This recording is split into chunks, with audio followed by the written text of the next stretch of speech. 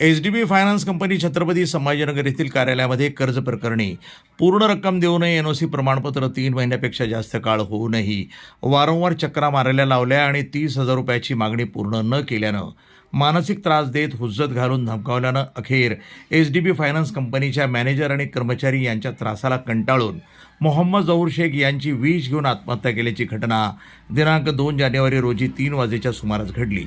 याबाबत पुंडलिक नगर पोलीस ठाण्यामध्ये गुन्हा नोंदवण्यात आला आहे। फिर्यादी समद मोहम्मद शेख वय 24 वर्ष राहणार निजर शौकतिया मस्जिद आझाद नगर करमाड यानं पुंडलिक नगर पोलीस ठाण्यामध्ये फिर्याद दिली की दिनांक 2 जानेवारी रोजी माझे वडील हे एचडीबी फायनान्स छत्रपती संभाजीनगर येथील ऑफिसमध्ये चक्कर येऊन खाली पडले आहेत अशी माहिती मिळाली। तेव्हा मुलांनी काकास फोन करून त्यांना घाटी रुग्णालयात दाखल केलं असता त्यांना डॉक्टरांनी मयत घोषित केलं। मयत इसम यांनी त्यांच्याकडे असलेला 2K MH20 EG 9545 यावर एचडीबी फायनान्स कंपनीमधनं कर्ज घेतलं होतं आणि ते कर्ज माझे वडील यांनी नोव्हेंबर 2024 महिन्यामध्ये संपूर्ण रक्कम भरून फेडलं होतं। त्याचवेळी एचबीडी फायनान्स कंपनीचे मॅनेजर यांनी ट्रकची एनओसी 15 दिवसात घेऊन जावा असं सांगितलं होतं। त्यानंतर माझे वडील यांना सदर ट्रक हा विकायचा असल्यानं ते ट्रकचे एनओसीसाठी नोव्हेंबर महिन्यापासून दर 2 दिवसाला एचडीबी फायनान्सच्या ऑफिसमध्ये एनओसी घेण्यासाठी चक्रा मारत होते, परंतु तेथील मॅनेजर आणि स्टाफ हा एनओसी देत नाही। एनओसी पाहिजे असेल तर 30,000 रुपये आणखी द्यावे लागतील असं ते सांगत होते। मी तेथील मॅनेजर आणि कर्मचारी यांच्या त्रासाला कंटाळलो असून माझ्यावर आत्महत्या केल्यानं एचडीबी फायनान्सचे मॅनेजर आणि तेथे एनओसी न देणाऱ्या कर्मचारी यांच्याविरुद्ध तक्रार दिल्यानं पुंडलिक नगर पोलीस ठाण्याचे पोलीस निरीक्षक जाधव यांच्या मार्गदर्शनाखाली भारतीय न्यायसंहिता 2023च्या 168 आणि 3(5) प्रमाणे गुन्हा दाखल करण्यात आला असून सहाय्यक पोलीस निरीक्षक राऊत हे पुढील तपास करत आहेत।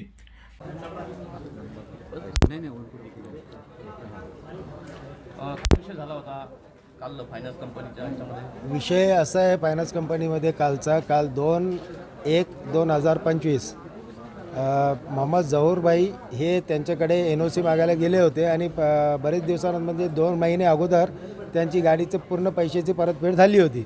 ते एनओसीसाठी त्यांना चक्रा घालायला लावत होते आणि ते परेशान झाले होते। त्यामुळे त्यांनी त्यांना विनंती केली, वारंवार विनंती केली, पण ते एचडीबी फायनान्स कंपनी औरंगाबाद यांनी आपल्याकडून काही प्रतिसाद दिला नाही आणि ते त्यांना विषप्राशन केलं। मेंटली टेन्शन होत होता त्यांना आणि त्यांना विषप्राशन केला। त्याच्यानंतर त्यांना प्रथम उपचारसाठी कोणीही तिथून हलवलं नाही, त्यामुळे जागीच त्यांचा किंवा इथे दवाखान्यामध्ये आल्यावर त्यांचा मृत्यू झाला।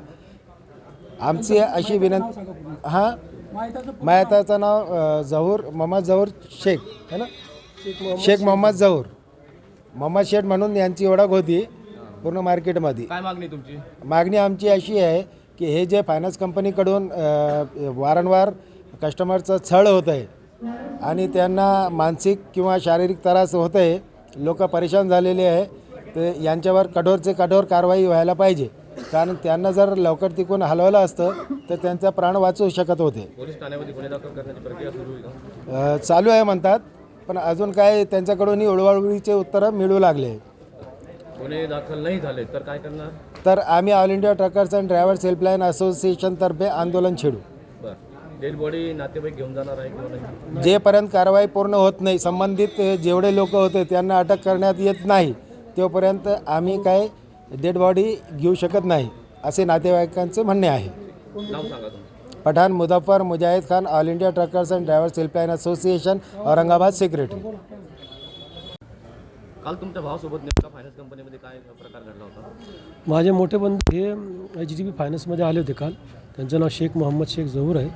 ते एचडीबी फायनान्समध्ये मागील 1-1.5 महिन्यापासून चक्रा मारत आहेत एनओसी घेण्यासाठी। त्यांनी 10 नोव्हेंबरला पूर्ण पैसे भरून ते जे व्हेकल होतं, गाडी होती, ती नील केली होती आणि एनओसी घेऊन ती आपल्या दुसऱ्याच्या नावावर करायची होती गाडी आम्हाला, जेणेकरून पुन्हा लोन घेता येईल किंवा काहीतरी नवीन काम करता येईल।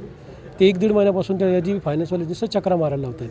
काल त्यांनी सांगितलं की पुन्हा नंतर देऊ, उद्या देऊ, परवा देऊ, याचे पैसे भरा, त्याचे पैसे भरा असं म्हणून त्यांनी तंग केलं, परेशान केलं।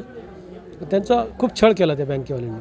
अशी आमची विनंती आहे प्रशासनाला, पोलिसला की त्यांच्यावर जोपर्यंत कारवाई होत नाही तोपर्यंत आम्ही डेड बॉडी घेणार नाही, स्वीकारणार नाही। आता PI साहेब आले होते, त्यांनी सांगितलं की आम्ही कारवाई करू, मगच आम्ही डेड बॉडी घेऊ। आमची विनंती आहे PI साहेबांना की बाबा याच्यावर कारवाई व्हायला पाहिजे, जे दोषी आहेत त्यांच्यावर कठोर शिक्षा व्हायला पाहिजे आणि असे प्रकरण पुढे घडू नये यासाठी त्यांनी काहीतरी कठोर पावले उचलायला पाहिजे. नाव सांगा आपलं. माझं नाव शेख रफिक, मी त्यांचा लहान बंधू आहे. प्रतिनिधी दादासाहेब काळे, जिल्हा छत्रपती संभाजीनगर, NTV न्यूज मराठी.